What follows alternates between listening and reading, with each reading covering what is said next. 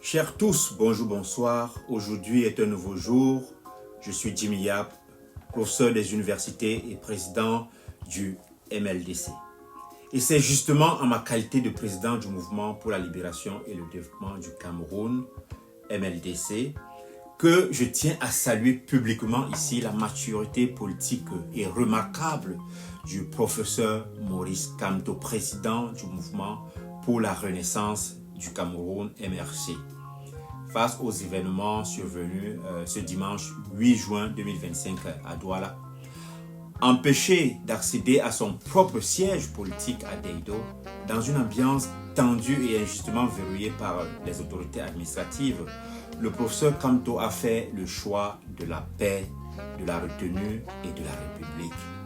Il a instruit ses militants à rester calmes, disciplinés, et puis à rentrer paisiblement vers 16 heures, refusant toute confrontation. Cet acte de leadership dans une situation qui aurait pu dégénérer mérite respect et reconnaissance. Il confirme que la politique au service du peuple doit toujours se faire dans le respect des principes républicains. Je félicite également les forces de maintien de l'ordre qui, dans leur grande majorité, ont fait preuve de maîtrise professionnelle. Elles ont montré qu'il est possible de sécuriser une mobilisation politique sans recourir à la violence. Ce civisme institutionnel doit être renforcé et mérite félicitations. Mais derrière ces félicitations sincères, il nous faut exprimer une inquiétude démocratique profonde. L'interdiction faite au professeur Kamto d'accéder à son propre siège et de tenir une réunion avec ses militants constitue une violation flagrante des libertés fondamentales. La liberté de réunion, par exemple, garantie par l'article 20 de la Constitution camerounaise. La liberté de mouvement garantie par l'article 12 du Pacte international relatif aux droits civils et politiques. Et surtout la primauté du droit international sur les lois internes affirmées par l'article 45 de notre Constitution. Aucune menace, et surtout qu'il n'y en avait pas à l'ordre public, ne peut justifier une telle mesure. Cette interdiction était politiquement disproportionnée et juridiquement infondée.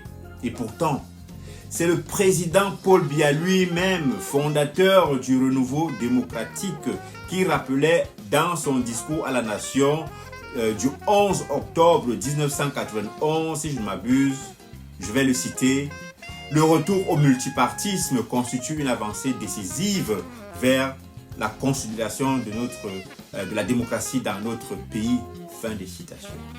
Or, que reste-t-il de cette avancée si l'on en vient à interdire à un leader de l'opposition de simplement se rendre à ses bureaux ou d'échanger avec ses partisans dans le calme?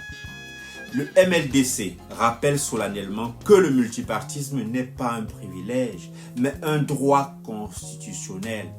L'espace politique ne doit pas être confisqué par la peur, ni verrouillé par l'arbitraire. C'est en garantissant le pluralisme, le respect de la diversité, le droit, l'égalité entre tous les citoyens que nous construisons un État digne de ce nom. Nous appelons donc le gouvernement camerounais à mettre fin aux restrictions arbitraires contre les partis d'opposition. 2. À respecter à la lettre l'esprit de la Constitution. Et 3. Permettre le débat démocratique ouvert, loyal et pacifique. Car ce n'est pas seulement, pour ma part, le professeur Kamto qui est visé aujourd'hui. Ce sont les principes démocratiques qui sont visés, les acquis du multipartisme et la dignité républicaine du Cameroun qui ont été atteints.